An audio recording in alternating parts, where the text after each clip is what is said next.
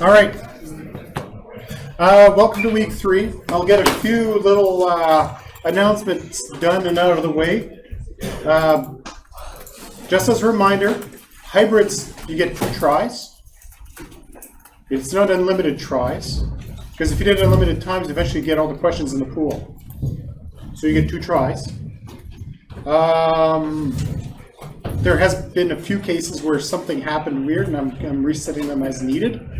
Sometimes Blackboard gets clever and submits your test for you, or theoretically, and I can tell the difference between Blackboard did it and you did it, because there's no way on earth you can click that fast. The hybrids are due Sunday night by midnight for the first 3 weeks. That's for the preparation for your first test. So you can think of the hybrids as you're studying for the test, because it covers the exact same material.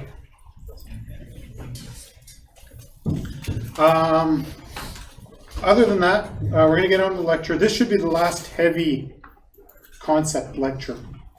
After this, the pace should calm down a little bit. So if you've all felt like your brains have been melting in my lectures, it's only temporary at the start of the term. Because you guys got the short end of the stick, and you're short 2 lectures compared to all the other sections. All the other sections' lectures are either on Wednesday, Thursday, or Friday. You guys are lucky you have it on Monday, which means you have 2 less section lectures than everybody else. So I had to jam the front of the course a little bit, which made it a little blah for you and really blah for me. So today we're covering 3 topics. And actually, there's a hidden topic that's not listed here. I've been asked to track attendance.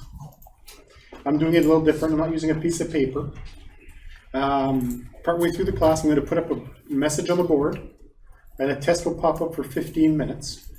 It's not, if you're sick and you can't be here, that's not to punish that you can't be here. It's so that we can track who obsessively does not come to class. So if you're here, you have nothing to worry about. I'm not using it for points. It's not worth anything other than it allows me to track whether or not you're coming to the lectures for a little while. And once the baseline is established, then I'm not going to worry about it anymore. It's just temporary. Okay, so the 3 big topics we're covering today is the design process. Basically, there's 5 steps when you design a database. It has nothing to do with the software lifecycle development, or software development lifecycle, I should say. It's more when you're designing a database, there's certain steps you follow every single time. It's like any other thing you have to do, right? You go for a drive, the first thing you're going to do is sit in a car. You got to open the door, sit in the car, put the key in, or press the button, whatever. There's certain steps you have to do every single time you drive a car. The database design is the same idea. There's certain steps that follow. I'm going to cover data types. Normally you get the data types lecture just before that last lab you did, but because of the interesting timing we've got going this term, some of the topics are lagging behind the labs. And then I'm going to talk about normalization. Normalization is a biggie. This is where it's going to hurt today. The first parts are going to be easy. Normalization is going to hurt. The good news is it's going to be reported. When we merged this course with the course of Computer Programmer, they had a higher focus on normalization than 8215 had. Thus, we add a little extra normalization in here than we didn't used to have. This is one of the extra topics that was thrown in for you guys, which is fine. You get a more in-depth concept of it. It's special. Okay, the design process. The design process is iterative. In other words, it loops. You do the same steps over and over and over again until you get it, essentially there's no perfect design. You're reaching for perfection causes problems. If you try to keep designing until you think your database is perfect, odds are you're going to have problems. It's going to be overcomplicated, over-designed, overthought, and if anybody's ever experienced using a project that was overpromised and over-designed and didn't deliver, No Man's Sky. When you shoot for the moon and you don't succeed, you end up with a pile of crap. And the database design's the same way. I can do references, But the design process is actually made up of 4 steps plus an end of process review. So essentially, I'm going to describe the 4 steps. Step 1, it's identification. Depending on the source of the data, there's 2 common paths available in the identification process. Path 1, you're recreating something, you are, the evil word, reverse engineering. In other words, there's something out there that exists, a process that exists, and you need to map it.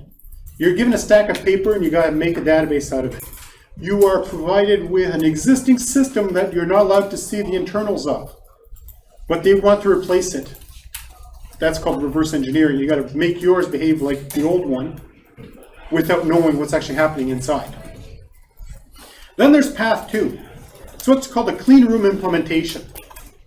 Normally this kind of happens when your boss or the boss's boss or the president or whoever goes on a dream quest, comes back a week later and says, I've got the next big thing. We're going to make pink poodles. Right, but there's the next big thing, right? And that's called a clean room implementation, where you're coming in with no bias of what's required. There's goods and bads to each of those. When you're recreating, you have samples. You know exactly what the inputs are, you know exactly what the outputs are, and you know exactly what they want to do with the outputs later. In other words, you have what it is now, and you have what it's going to become. So you have a clear vision. But then you're also limited. You have to stick to what's there, while still allowing a little bit of flexibility for the future, but you got to stick to what's there. With a clean room implementation, it's the other way around. You can dream big. You have unlimited options, as long as you stick to the plan. But then it's really easy to forget something really important. You never know what that really important thing is. But it's easy to forget something. And then that's why this design process exists, so that you catch these mistakes. But there's 2 common steps between both of them. So you identify all the possible gross data objects. In other words, all the entities, users, customers, orders, features, stuff like that. And then what you do is you list the objects and you categorize them into bins. That's the common steps between the 2 of them. So you start with a design, you have some ideas, and then you start listing all the bits and pieces that you can identify. And you try to identify as much of it as possible. Okay, step 2 is the describe step. So then you've identified all the big bits and pieces. With each of the objects you identified, you start adding all the different, and you add all the attributes of the fields. You describe what you think the primary key might be, or the descriptor, or other fields such as an age or a date, that kind of stuff. You try to describe it. So the next step is, of course, you try to describe as much of it as you can, and just start brain dumping. Anybody here ever use a brain dumping technique to actually try to figure out all the possible ways of doing something? It's a bit like mind mapping. I don't know if they teach that to you guys in high school. But there's different techniques, right, where you do a brain dump. Basically, you got a big white piece of paper and just start writing on it all your ideas. And it's the same idea, but you're actually dropping your ideas in a categorized manner. And then once you've identified all the bits and pieces, usually you try to assign some data types to the different fields. We're dealing with money. Well, maybe you want to use a money type if the database supports it. If it doesn't, use a numeric. There's a variety of choices. But that's essentially step 2, is you try to describe the things you've identified as best as you can. All right, step 3, you start thinking about how things are connected. So you've got all your gross objects up and about.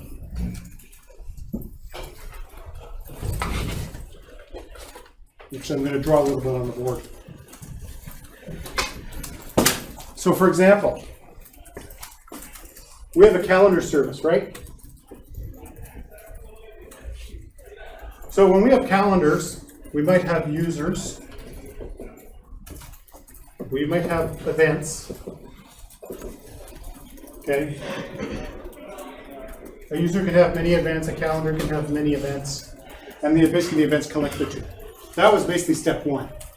Step two, we go like there's a username, and that's like a varchar, or character variant. Events could have a date and time, and a name, and a location, etc., etc. Calendars, well, you know, you might just have a name because a calendar is really just a set of dates. They have a name. Essentially, that's like step two. Step three, I actually did it already. It's when I drew the lines between them to identify all the bits and pieces where they connect. You should try to identify at this point which ones are the parents and which one are the children. In other words, you'd use a phrase like this. Can an event belong to more than one user? Yes. Can a user have more than one event? Yes. So maybe we need a different structure. So you start thinking about this. You start using phrases and trying to describe the data using sentences. Can an event have more than one status? Planned, ongoing, canceled? No, not really. Either it's this or it's that. That means you'd have the different statuses. You describe them. That means there can be the status is a parent. The event would be this child.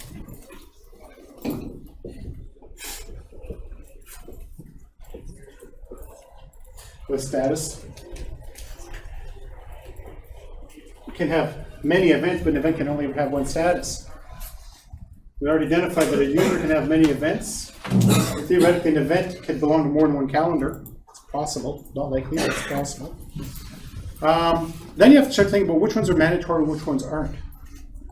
Is it possible to have an event without users? Theoretically, yes. Thanksgiving. It exists. It's not assigned to anyone, but Thanksgiving exists. So suddenly we start having optionals happening. Can an event exist without actually belonging to a calendar? Probably not. Therefore, you know, then we start having some mandatory relationships. Do we allow an event to not have a status? That's actually up to you. You know, you have to make some decisions. So then you create the foreign keys as needed, so you start planning and you design that. Okay, step 4 is normalization. I'm covering that in detail towards the end of this, like in the second half of this class. But essentially, there's 3 normal forms, first, second, and third. I will go into extensive detail past this. Essentially, but in short form, first normal form, tables should have no repeating fields. There's a primary key and it's organized in rows, and my slide's busted, just noticed. Second normal form, all the data have controlled primary keys, correlated primary keys. That must depend on the whole key. Obviously, I'm going into detail for that later. And third normal form, all the data relies on the primary key. In actual fact, this term we're covering one more normal form, which is called the Boyce Cod. And that one I'll cover also later. You create reference tables as needed, such as statuses. Those are reference tables. You replace the fields in standardized table foreign keys. I'm going to be going through a few different designs to show you guys what this looks like. And this lecture is kind of going to leak into next week, so it's kind of a long lecture. But essentially, at a minimum, you should aim for third normal form. That's what is considered the standard, is third normal form. Realistically, Boyce Cod's the real standard. But for some unknown reason, the industry refuses to accept that Boyce Cod is better than third normal form. Because it's gone up, you know, one more level.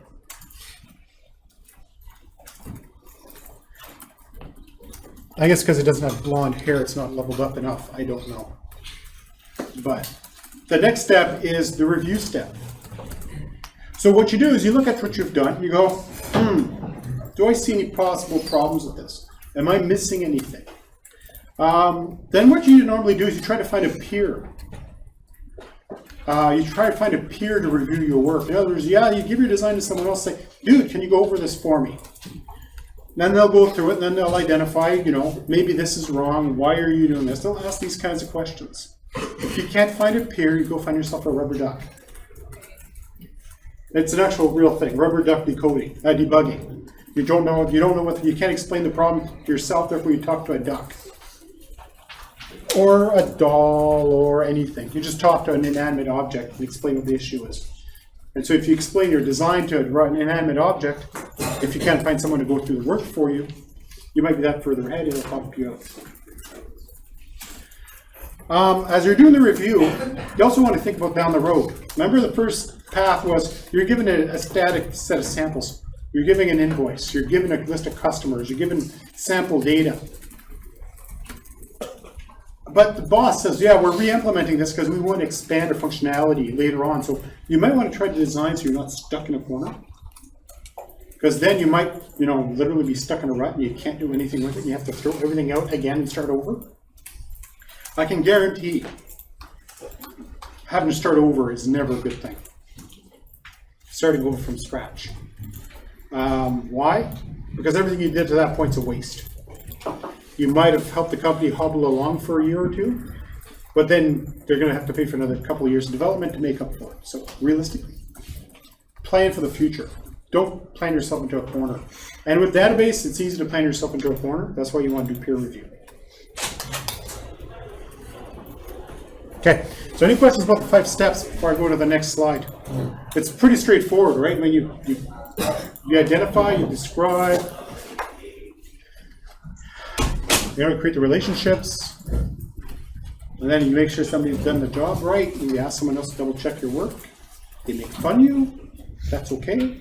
That's just part of the work. All right. Part 2 is the data types. Data types, I saw on the board that Howard had some strings and integers and stuff up on the board. So by now you guys started learning about the concepts of data types. You use strings to hold strings, you use integers to hold whole numbers, floats to hold decimal places, that kind of stuff. Well, database servers make programming languages look sparse when it comes to data types. Database servers have an insane amount of data types. The good ones, as a rule, have at least 15. The really good ones have a lot more than that. And Postgres has an insane number of data types, but I'm going to cover the basic ones you're going to see pretty much everywhere. Those are the ones you probably want to target. Using the server's specific data types are a good thing if you know for a fact you're going to stick with that server forever. But if you suddenly realize that, say, in 5 years you might outgrow access, you probably don't want to use access to specific data types. Or if you realize that in 5 years you're going to be running on a clustered mainframe, Postgres runs everywhere, but on a clustered mainframe, you're probably not going to be using Postgres. You're probably going to be using Oracle or IBM's DB2, something of that nature. Therefore, you want to target the generic data types, and here they are. There's char, / or character. It's a fixed length field. It's a fixed length string. In other words, you define it so that it's char 6. It will always occupy 6 spaces, like 6 bytes of information, always. It's a legacy data type. Some people say it's faster. It's been proven that it's not anymore. 30 years ago, yeah, it was faster. Today, Oracle doesn't exist inside of Oracle. Oracle doesn't use character anymore. Even if you define something as character, it uses a variable character. Postgres explicitly says in documentation, do not use character. Why? Because Barcar is faster. Go figure. But character is a legacy data type. It exists from back in the day. I'm sure you've seen a few movies where they have the good old reel-to-reel action going on. 2001: A Space Odyssey, they got the reel-to-reel action going on in some of the scenes. Some of the older movies that have computers in them, you see that the wheels are spinning. When they had fixed length data types, they knew exactly how many millimeters to move the tape to get to the next piece of information. So if it was 6, it knew to move so many millimeters or quarter of a millimeter for every 6, because it knew exactly how long they were. Thus, it was faster. And then the first hard drives showed up to the party. 5 megabytes, 10 megabyte hard drives. People think, well, that was tiny. Well, compared to the tapes that held maybe 500K, maybe a meg per tape, those hard drives were godsend. They were much faster. We had transfer rates of 5 megabytes a second. No, so I'm not saying gigabytes a second, 5 megabytes a second. The cables were about that big around. But then they realized, well, we got these hard drives, they cost 25 grand. The tapes only cost 1,000. So the hard drives were expensive. Space was a premium. So some little pocket protector out in California, I believe, came up with a clever idea that said, maybe we'll create something called a character varying length, or varchar field. Or if you're speaking Oracle, it's varchar2. Why? I don't know. But it's varchar2 in Oracle land. And basically, varchar, the way it works is you define a length of field. Varchar 50. It'll hold up to 50 characters. And no more than 50 characters. But unlike the character field, it only occupies the amount of space defined by the data itself, plus 1 byte.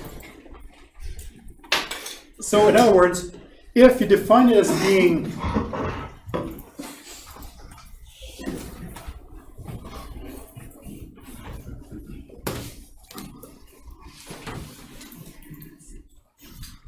you have a car field 6.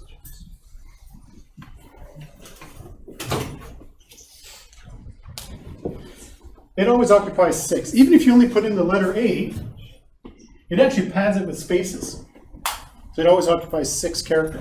But if you did a varchar, and in Toad you've been picking something called character varying, it's the same data type. That's just one has a long name, one's a short name. Postgres recognizes both. It doesn't care. And if I were to say varchar 50, it means it'll hold up to 50 characters. However, what it will do is, let's say I want to store just the letter A. It stores the letter A, and then depending on the server, it stores like a 0 byte right after it. That means that it's not occupying, 50 bytes.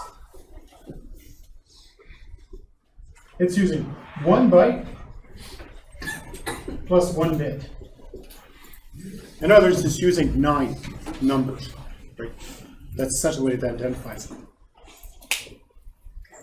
There's big advantages to that because it doesn't take up as much room. So when you're thinking about those old premium hard drives, and suddenly running out of room, and somebody said, hey, we can stop using 20 character long fields and use a varchar 20 instead, suddenly we've got a data type that only occupies only the amount of room it needs. Back in the day, that was slow, because obviously the hard drives were the size of that desk. I kid you not. They were huge. The platters were that big around, bigger than laser discs.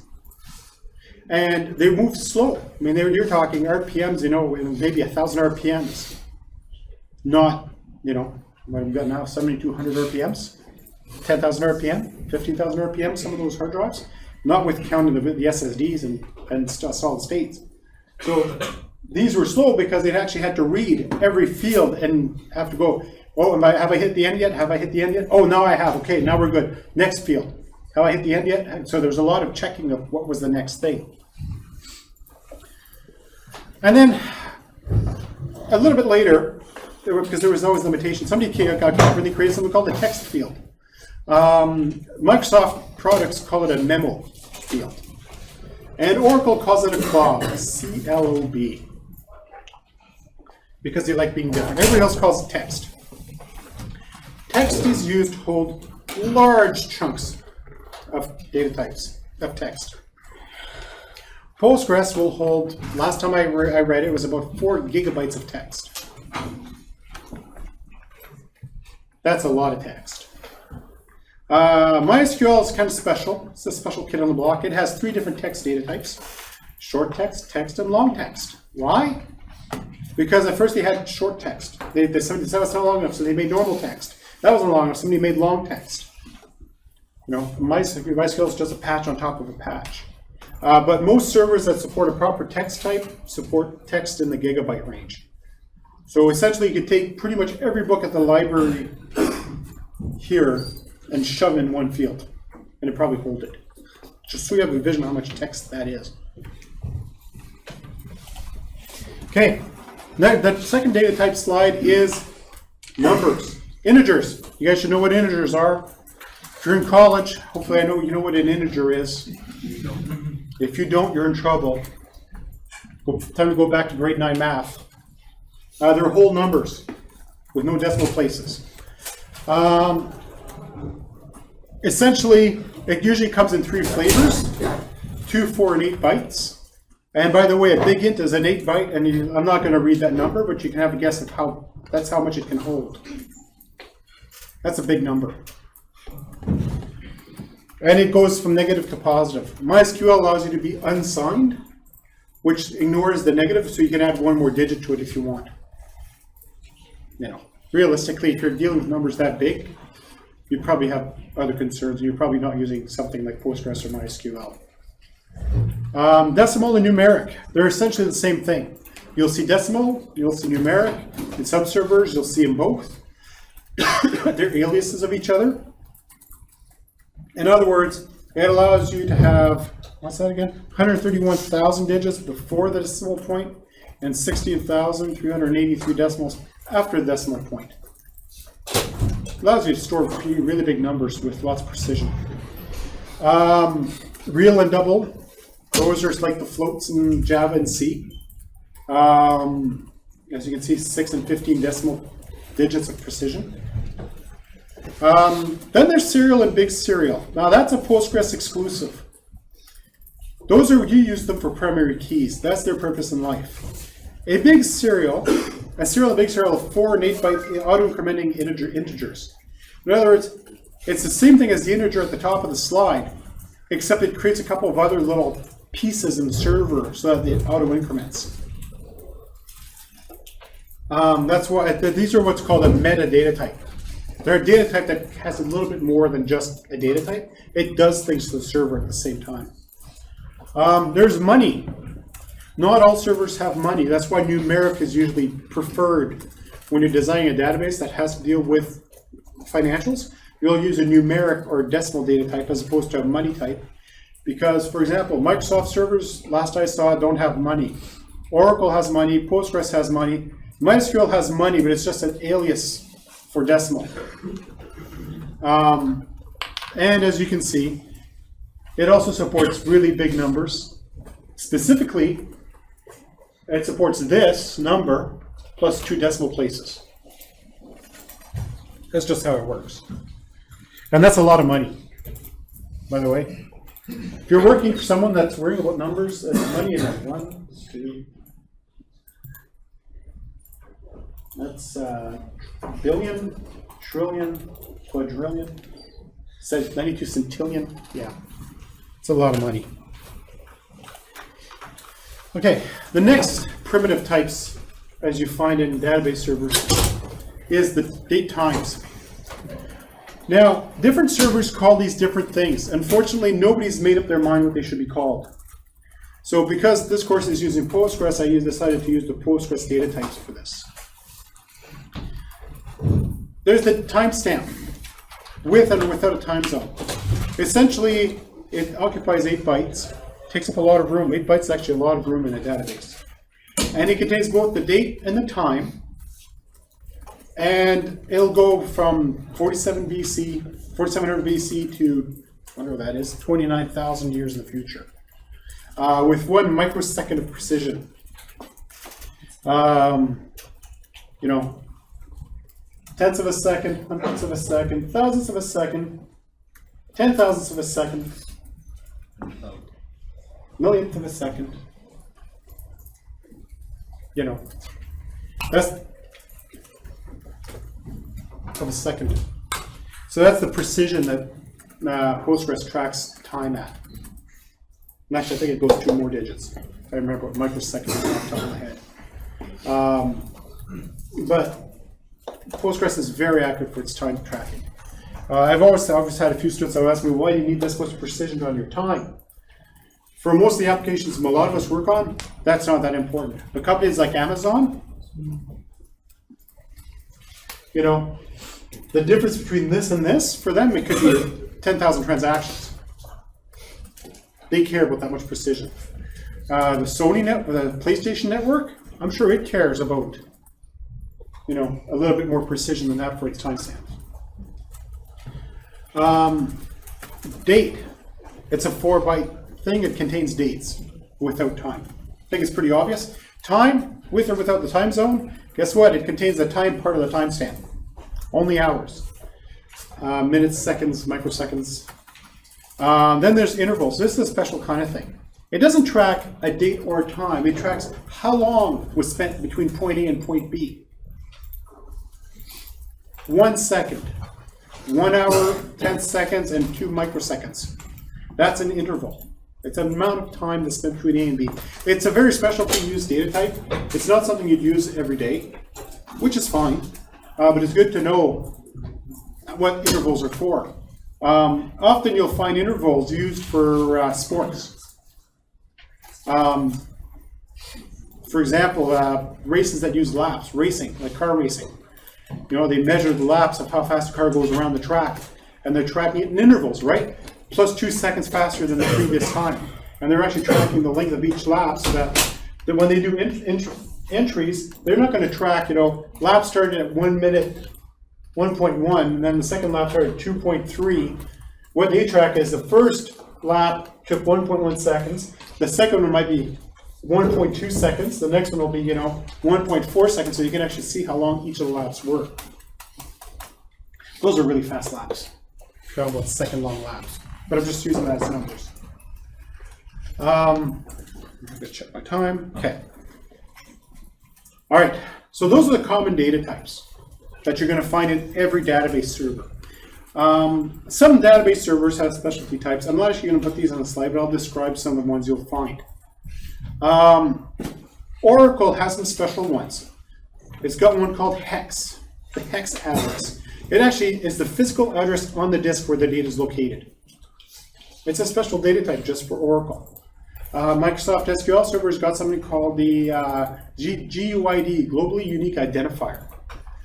Have anybody here ever opened up your registry in your computer? A little bit of registry hacking? Okay. Those that have not, ask the person that has next to you to open up the registry and show them to you, because you shouldn't be messing in there if you don't know what you're doing. But you've probably seen these long strings of basically alphanumerics, right? 0 to F, you know, 5 digits, dash 5 digits, 5 digits. Those are globally unique identifiers. That string is unique. So Microsoft SQL Server has that data type for its purpose. It'll store that. Oracle has some special data types if you pay extra for it. Go figure. It's got some geographic type information where you can put in longitude, latitude, that kind of stuff. Postgres has got an insane number of extra data types. Last time I checked, Postgres is sitting at close to 60 different data types available to you. It has a data type for every job imaginable. You want to store an IP address? Congratulations. It has a data type for IP addresses. And you can actually search the IP address by subnet. I don't know if you guys start taking networking yet, or it's next term. I think if I remember, we split it a little bit for you guys. Used to have networking level 1. And you can search by, you know, you can search parts of the IP address. It understands primitive, geometric primitives. You can store a circle inside of Postgres. How does it store the circle? It stores X, Y, right? Where's the center of the circle? Plus radius.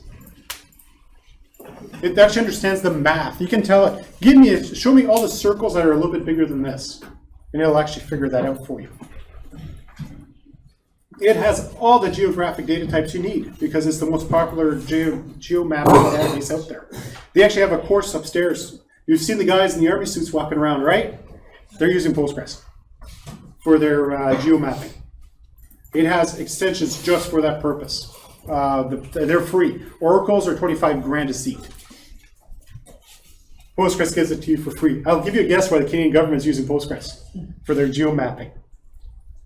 Somebody actually made a reasonable decision somewhere. It came as a shock to everyone.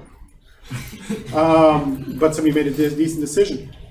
It's got data types for absolutely everything. There's database servers out there that are this new flavor database server called the NoSQL servers. That they stand for not only SQL, they're storing data as pages of information instead of actual strings and stuff. Postgres said, you really guys want to play that game? Fine. Here, have 5 different data types to achieve that same goal. And they do it better than the big boys. Go figure. But they've got tons of data types. It's just saying, you know, these are the common ones. So if you design a database, use the common ones unless you need to go specialized. Realistically, if you need to store an IP address, do you really need to use a specialized data type? No, unless you know you're going to live on that server forever.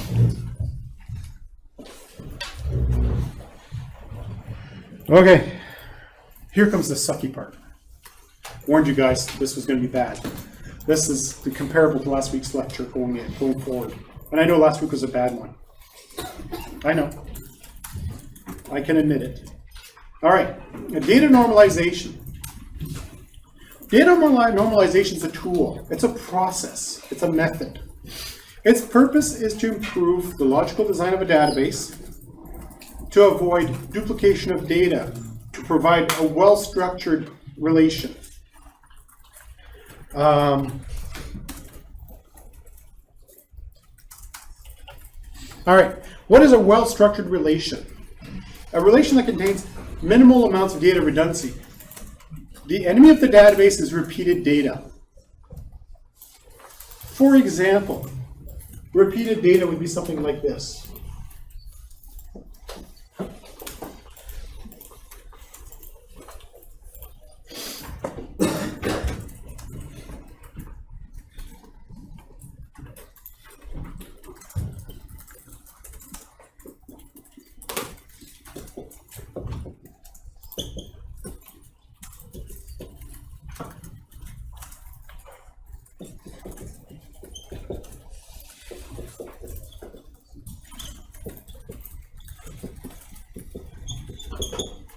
That's an example of repeated data. What's repeated?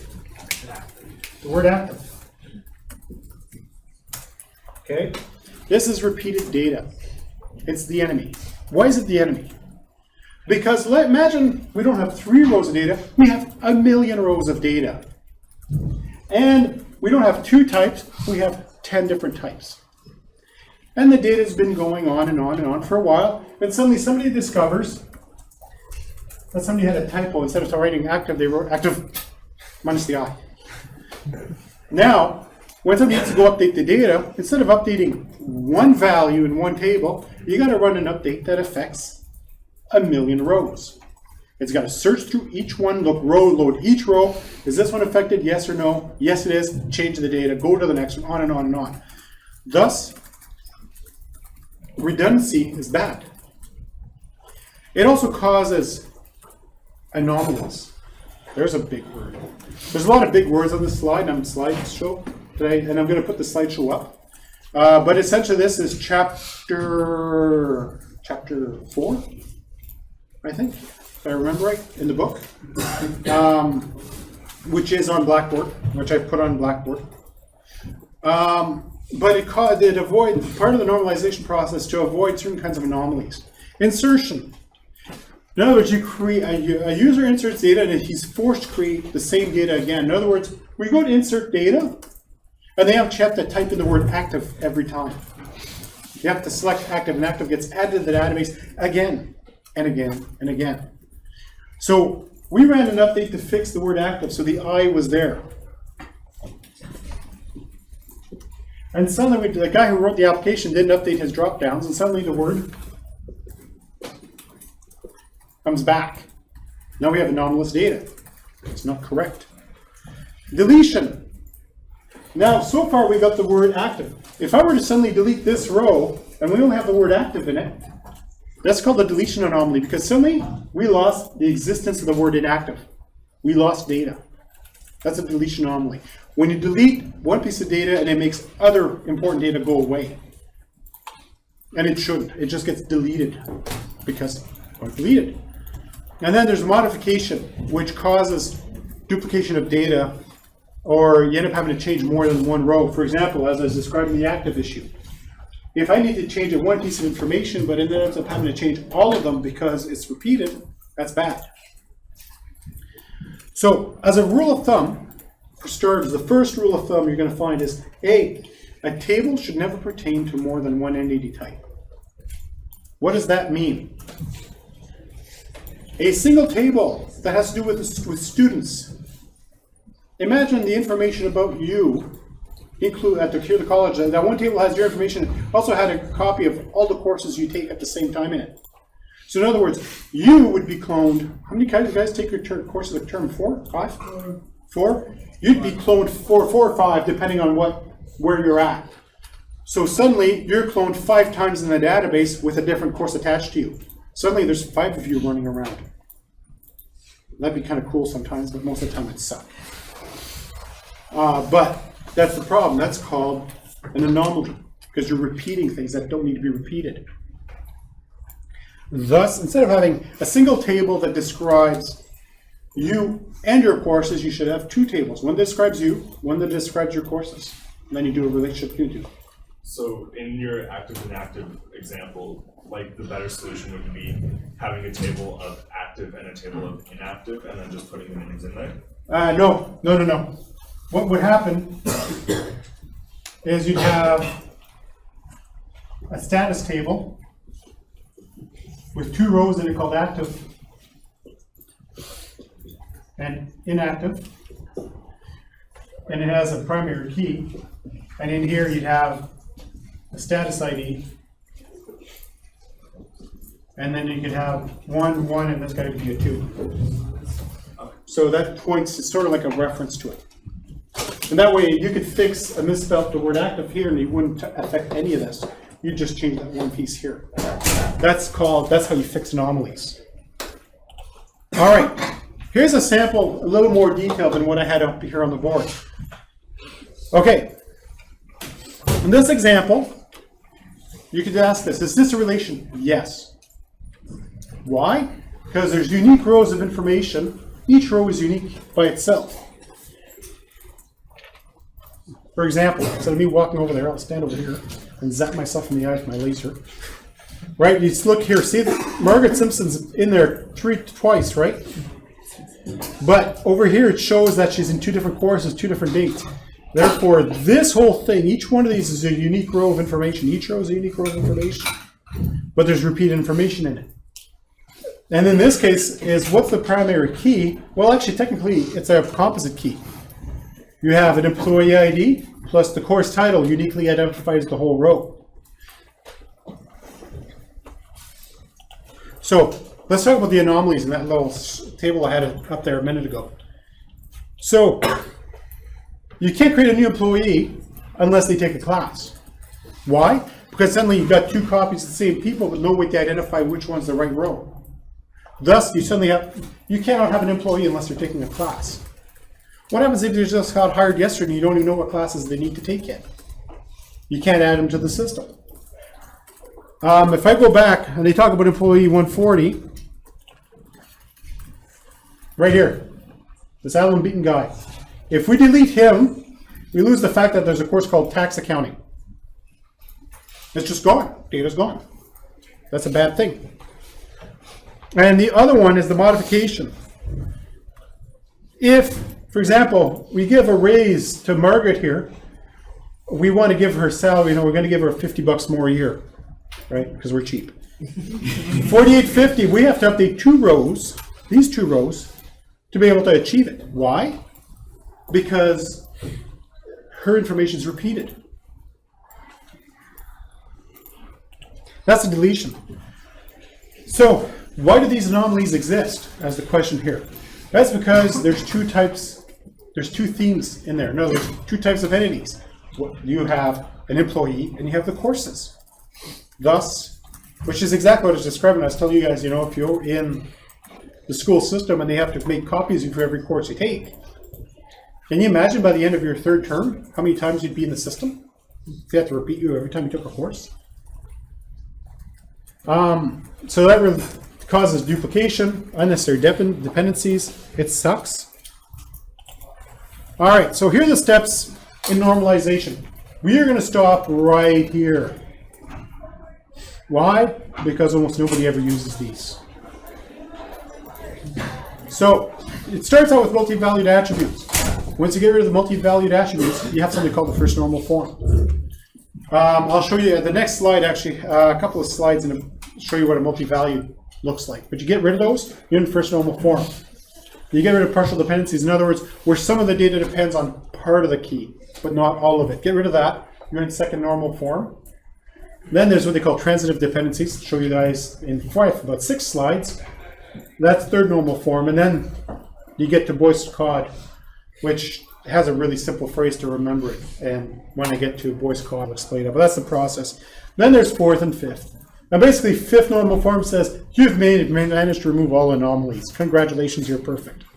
And you now have a database that is the slowest database on earth that's practically unusable.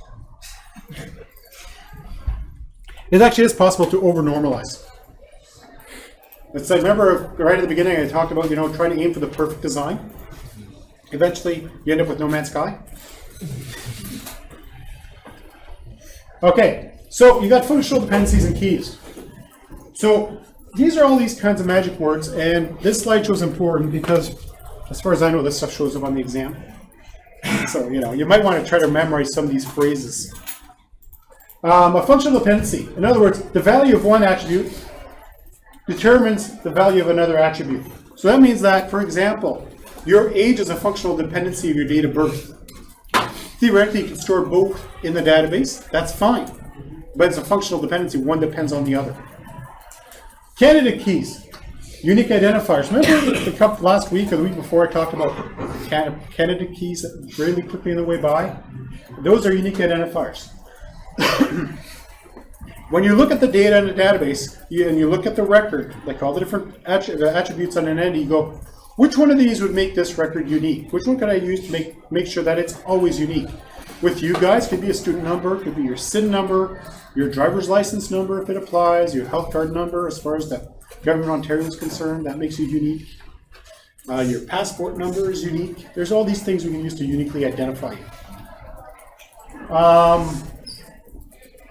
Some people like using compound keys, credit card number plus social security number. By the way, never do this. Never use credit card and social security numbers in the same table or in the same database, or don't ever store it in a database. Just putting it out there, that's not part of this lecture, but that's Dan's pearl of wisdom. Don't ever store somebody's social security number and their credit card in the same database. It gets compromised, congratulations. You just gave people 10,000 entities they can play with. Each non-key field is functionally dependent on every candidate key. So, yeah. But if you were to use only the last 4 numbers... Of the credit card, that's fine because they don't have the rest. Yeah. But even if they have the social insurance number, don't store those. Unless you're using a system that's just highly secure, designed just for that, don't do it. If you're designing one of those, go do lots of reading. Just putting it out there. So, make sure there's no other questions. Okay. Each non-key field is dependent on the candidate key. In other words, once you've identified the primary key, for example, let's go with your social security number or your SIN number. Pretend we're in Canada, your SIN number, not your SSN. Can you tell this book is written, the slide was based on a book written in the States? Your SIN number. Based on your SIN number, non-key fields are functionally dependent on it. Your name, your date of birth. Those are functionally dependent on that key because that key uniquely identifies you, and those fields are required to make the. That's how it works. All right. The next slide over, there's a diagram that goes with this slide. First normal form. There's no multi-valued attributes. And I'll show you guys that slide in a second so you really visually see what that means. Every attribute value is atomic. In other words, each attribute value is only one value, no compound values. For example, if you had a compound value of your address, address 1/address 2, okay, that's a compound value. Really, those should be atomic. You should have 2 attributes, address 1, address 2, not both of them in one. I've had to deal with data like that, and it's awesome. The first picture I'm going to show you is not in first normal form. And the second one I'll show you will be in first normal form. I'm not bored, I'm just making sure I pull up the magic word just in time for you guys to be able to put it in.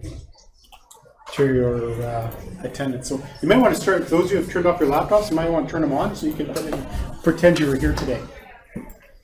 Okay. This data is not a relation, and it's not in first normal form. Why? If you look at their product information, you got one order, then you got a full row. So this one right here, for example, is a full row. These are what you'd call a the multivalued attribute. In other words, these attributes have multiple values, but there's no matching record to go with it. There's compound information. See the customer information, the address right here? That's compound information. In other words, there's two different pieces of information in one table, in one field. So, but on the other hand, this is all the same data, and they still screwed it up a little bit because they've got, you know, compound information here. But now each row is fully contained. There is a way to identify every row in the order, right? You got an order ID and a product ID. So you put the two together, and you've got a full record that you can find. Technically, this is in first normal form.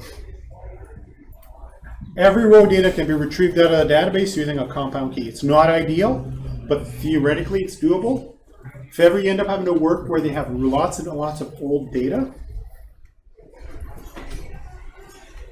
you know, you might run into stuff like this, where you end up taking the old data and have to break it down to smaller pieces.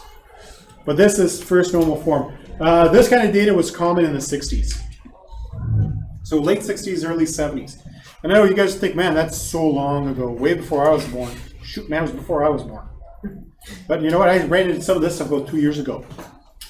Why? One of our customers sent us a data dump of their accounting system, which had not been updated since the 60s.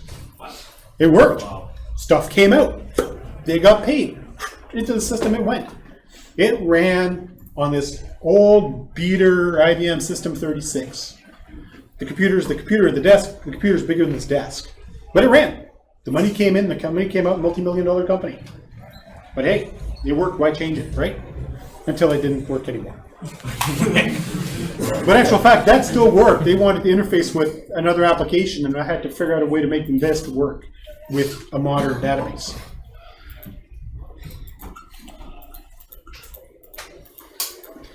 All right, so issues with this table. If new products are ordered, for example, in order 1007, customer data must be duplicated. Remember earlier I showed you that one slide with the employee and training? Same thing. Delete. Delete order 1006, you lose information considering the finish and the price. In other words, with the way that was designed, if you delete any piece of information, you're probably losing something else that's important. Unless you got millions of rows of data. But it's still, you shouldn't do that because it's possible eventually you delete that last row that applies and suddenly the guy goes, yeah, we had a customer that had a nice little coffee table in oak with a glossy finish. Computer says there's no such product. That's what that is. Update. For example, if you change the price of product 4, you have to update multiple records. You don't want to update multiple records when you change a price. You want to change it in one place. So why does this exist? As the previous slide discussed, there's multiple entity types in that one table. That's bad.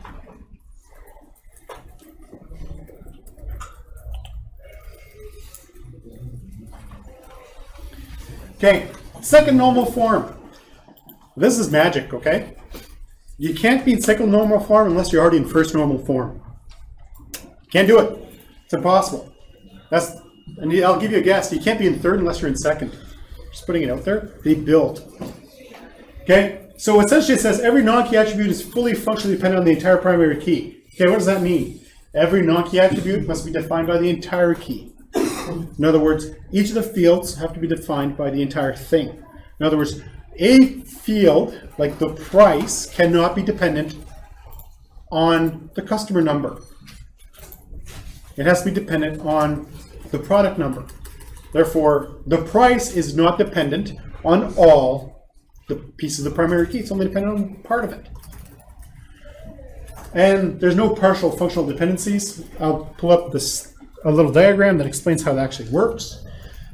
There's the previous, that was the order looked like before. You know, we had all that data going down in a grid. And they drew all kinds of arrows for us. So we've got an order ID. So this is a partial dependency, this piece here. All these bits all depend on the order ID. This is a partial dependency of the product ID. This is a full dependency, these guys. So essentially, the order ID has an order date, the customer ID, the name, and the address. The customer ID has a customer name and a customer address. So these are what they call transitive dependencies. You can see that this is actually a subset of this. You got the product ID, it has the description, the finish, the price. The order ID has the product ID and the quantity ordered. Okay, this is not in the second normal form. This is first normal form. You can still find every piece of information, but you can nuke it by accident. Then horrible things happen.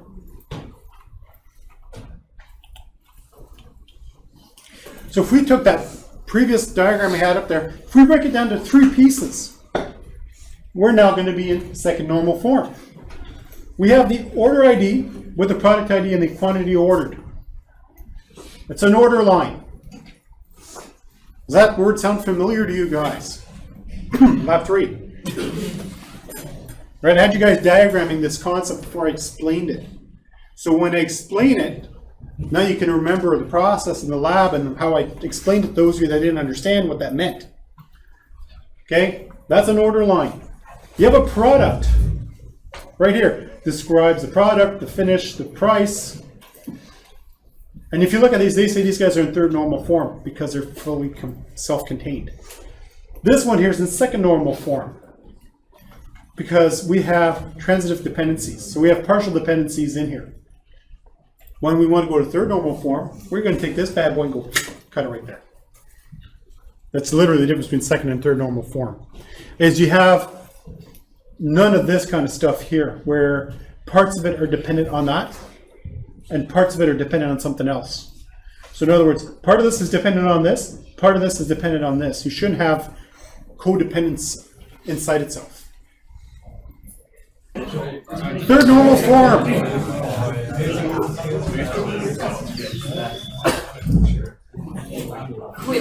Third normal form. Remember earlier I said third normal forms like you have to be second normal form as usual? It says the first rule of third normal form is you must be in second normal form. But essentially, it's second normal form minus the transitive dependencies. In other words, as I was describing earlier, the whole customer being dependent on the order ID, that's a transitive dependency. It's called transitive because primary key is a determinant for another attribute, which in turn is a determinant for another attribute. The order ID identifies the customer ID. The customer ID identifies the customer. If you've got 2 things identifying each other in the same relation, that's bad. Don't do that.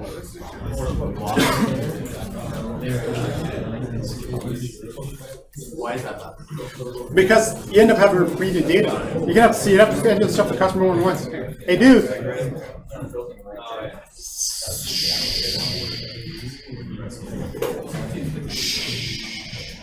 Well, thank you. We've achieved grade 1. Okay. So essentially, anything that's non-determinate have to go into a new table. Oh, just keep breaking down your data into smaller and smaller pieces until you can't break it down anymore. Okay, so if you guys remember what it looked like earlier, where we had, almost just sat myself in the eye.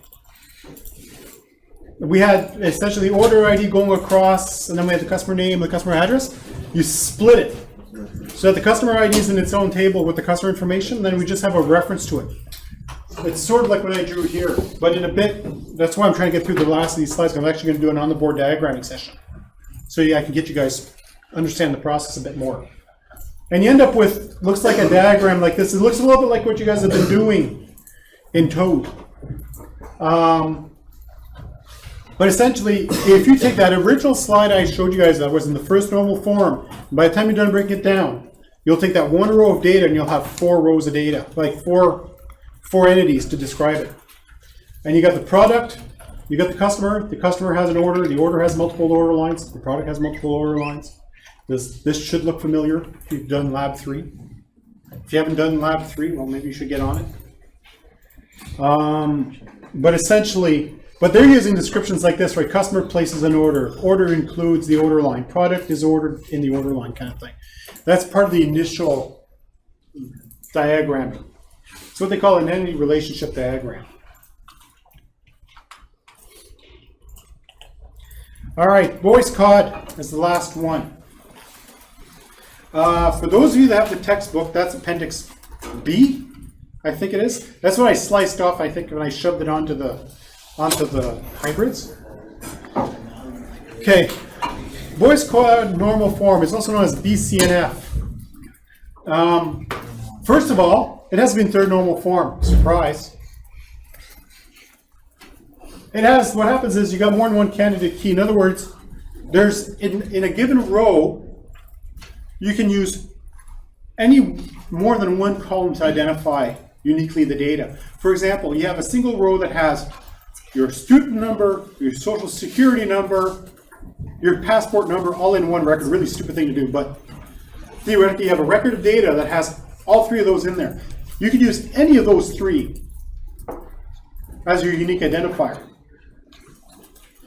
That means it is in third normal form, as in you have a key. Congratulations. You could use any of those three to find someone uniquely. But that's not a good thing either, because then how do you decide which one's the unique identifier? So the relations are in voice cod normal form if and only if every determinant is a candidate key. In other words, if you have to use all three of those columns as your primary key. Not just one of them, you'd have to use all three. Which brings us to another issue about having more than one column as part of your primary key. It makes things challenging. So in the end, when you want to do the voice cod thing, there's a phrase that everybody should remember. And this isn't in the textbook. But essentially, if you go look up voice cod normal form online, it all boils down to, and they almost all use this description as the last line of the slide. Simply put, a relation is in voice cod when every attribute or field depends on the key and nothing but the key. In other words, a person's social security number depends on the key. Their passport number depends on the key. Their student number depends on the key. To achieve voice cod, ideally, you could theoretically do a compound key. In other words, a key that has three fields to make it unique. Or you do the smart thing, and you add a new column. A single column that uniquely identifies every row of data so that theoretically somebody signs up. And how many of you here have passports? Right? So most of you. How many of you do not have a passport? Okay? Well, if I were to use a combination of your SIN number, your SIN number, and your passport, guess what? You're not allowed in the system because you don't have a passport number. Thus, you have a weird anomaly because you can't be added because you're missing part of the key. Therefore, if you want to be in voice cod, ideally, you're going to have a single column primary key. And what should you call it? No, come on. There we go. Thank you. Whoever said it over here. Oh, you. Good job. For example, you create a new primary key. Ideally, probably want to call it ID because it's an easy thing to remember and it's pretty much a de facto standard now. You call it ID. Therefore, I could add everybody that's in here that doesn't have a passport. We just don't have their passport. That means that the passport becomes what they call a dependent field. In other words, it depends on the primary key instead of being a determinant. In other words, it doesn't determine whether or not the record is unique. It becomes dependent on the primary key. Therefore, it allows you to be, optional. Same thing with your SIN number. Now, not to point anybody out, but I'm sure a portion of you don't have a SIN number. Probably have a passport number or visa number, depending on how long you've been in the country. And in your case, I couldn't add you to the system because you didn't have a SIN number. But you might have had a passport number. using a primary key so that you don't have these dependent columns on each other allows you to actually have a database that's easier to manage, that's a little bit more flexible. For example, this table is in third normal form. We have some functional dependencies though, right? You got the student ID and the major. The advisor and the major GPA depends on these two, but then the advisor depends on the major. Suddenly we got these cross, what happens if, and we're going to go, and I've lost a slide. Cool. Should be one more slide somewhere in there. But essentially what happens is if I were to go and delete the advisor Michener, so if I delete student ID 456, I suddenly lose track that literature exists. If I delete the advisor Michener, I lose the fact that literature exists. Actually, I also happen to lose that student too. This isn't third normal form, but it has issues. Because if you delete this record, you're losing, a student, you're losing an advisor, you're losing a major all in one go. So in other words, what you end up wanting to do is, just like you do with third normal form, you break it down further into smaller pieces. And there's a few different ways of handling it. And this still has similar issues. But so this is the breakdown as per the previous slide. So you can actually go, the major GPA depends on the advisor and student ID, and the major depends on the advisor. So you end up with two tables. The advisor has a major, and then the student ID plus advisor has a GPA. Now, again, if I delete this student, we lose this record, but at least we're not losing the advisor or the major that they cover. You're losing some of the data, not all the data. Ideally, you'd have just like a regular ID column here, and therefore that would uniquely identify every combination of this without relying on it. Okay, that's the normal forms. That's normalization. Essentially, summarize it in the simplest sense possible, is you're going to take data that's complicated and you're going to keep breaking it down until it can't be broken down anymore. And when you break it down, you want to make sure that every little bit and piece that's left with each element is broken down to its smallest possible component. Yeah?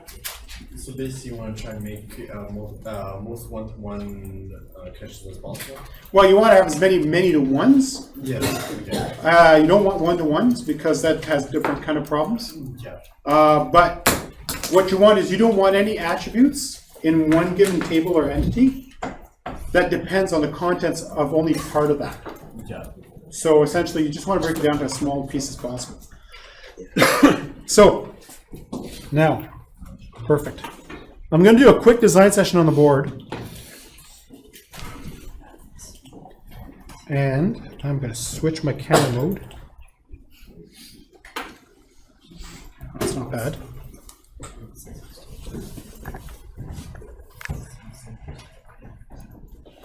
Okay.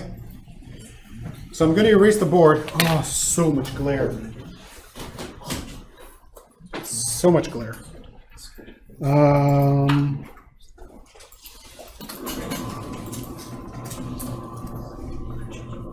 I'm just going to try. Oh, there we go. That got rid of some of the glare.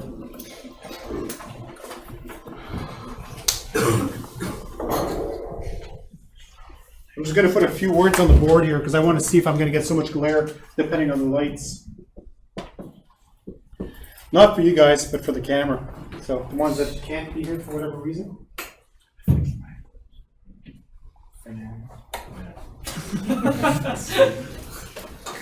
Ah, that's the winner. It's better that way. All right. Okay. So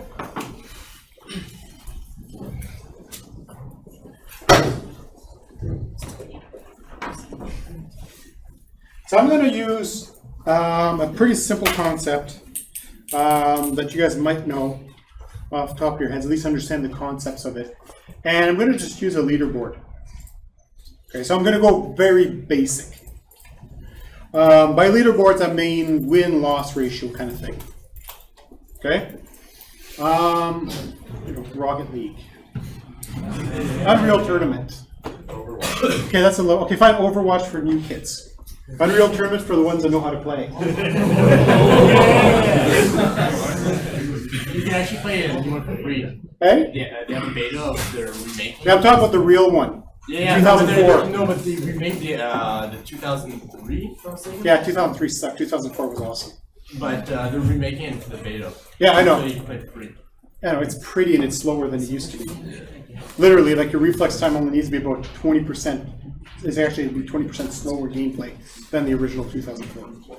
Just saying. Okay, so for a leaderboard, you got different entities, right? So let's think about the different entities. You'd have, I don't know, players.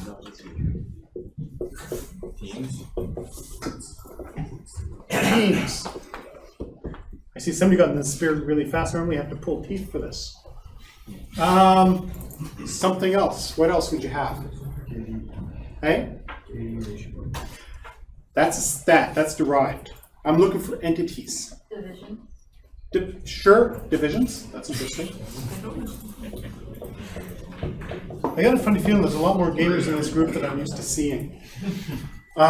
Yes. Just feel free to shout it out. Just speak up so the camera picks it up. Matches. Matches is the last one I was actually looking for.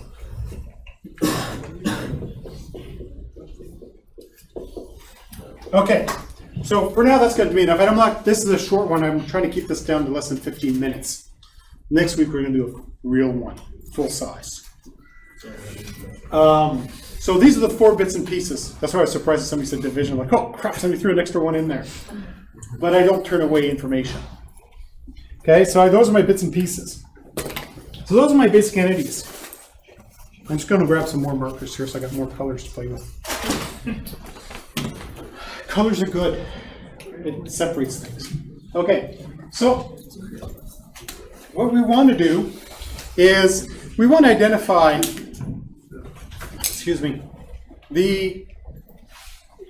how things are connected, so the relations. So we're going to go from left to right.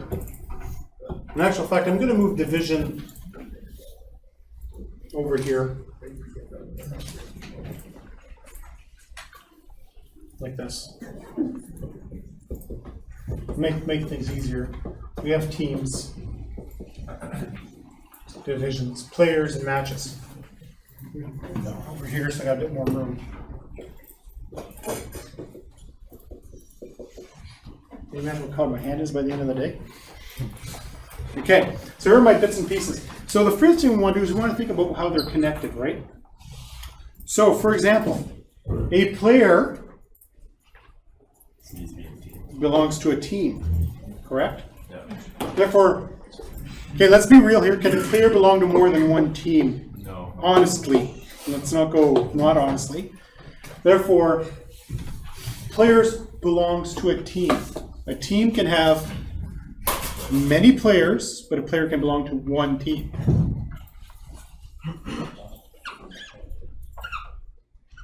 And my crow's foot drawing skills are off the hook. Okay? So, a team can have many players. A player only belongs to one team. A player must belong to a team, but a team doesn't necessarily need to have a player. Right, so if you remember the little pictures, that's what that is. Okay? A team and division. Realistically, a team belongs to one division. A division can have many teams. Can a division exist without a team? Yeah, but it'd be useless. Like most video games. No. Lately. Okay? So we have a division can have many teams. A team must belong to division, but a division, theoretically, you're starting a new division, you haven't assigned any claims to it yet. Yeah. Right? It's the new division, the GX division, whatever you want to call it. Okay? A team and matches. This is where things get complicated.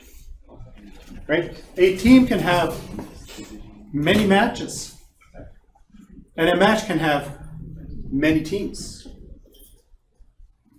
Normally, it's 2 teams. There was a mod for Unreal Tournament, the original 1999 edition, where you could have 4 teams deathmatch. No, that's literally 4 teams killing each other. It's fantastic. But that being said, theoretically a match can have more than 2 teams. But we're going to call it a 2-team match. Now there's 2 ways of handling this when you think about it, right? You can have team 1 and team 2. So in other words, a team can have many matches, and matches can have many teams. And that's kind of a mess, because you end up with this spiderweb action going on. So there's two ways of handling this. If you know it's ever going to be a 2-team event, then what you end up having is something that looks like this instead.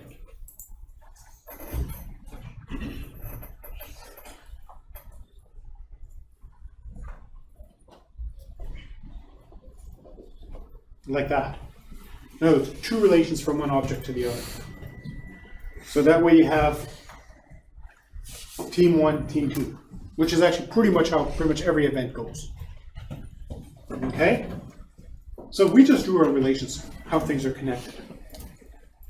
And if you want to get into the whole feel of what an entity relationship diagram is, in other words, the most basic form that doesn't actually have attributes, you actually put on extra words, right?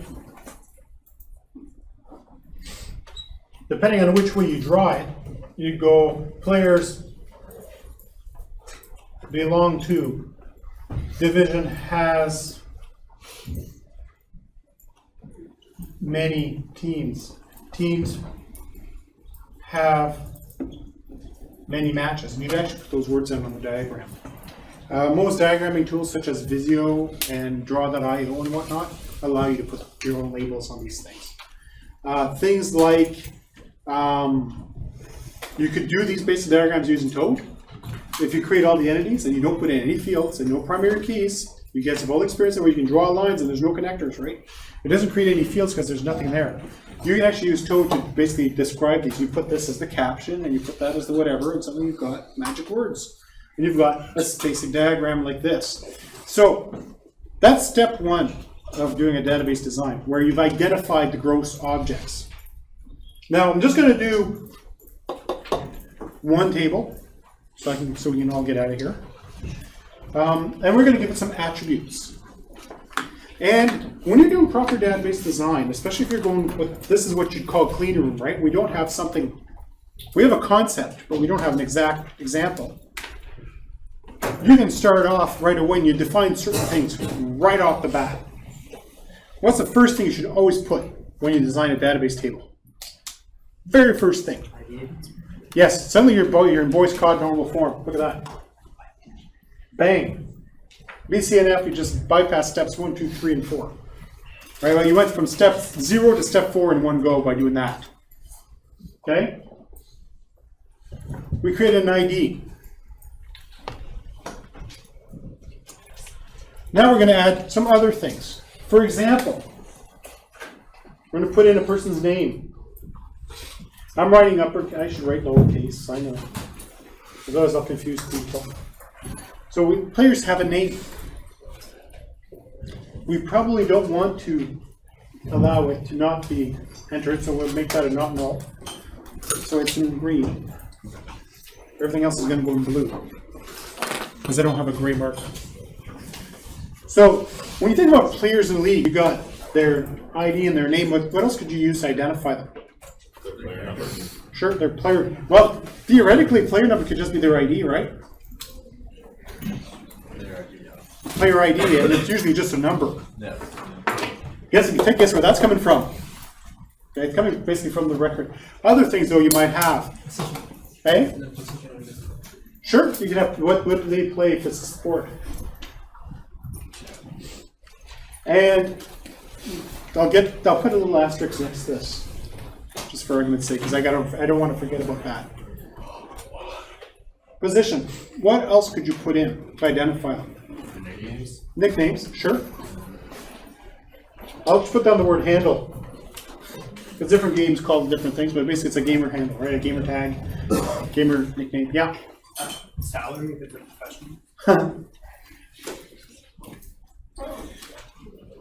The only profession that lasts until you're 19 and then you're too slow. Unless you're Taz. Eh?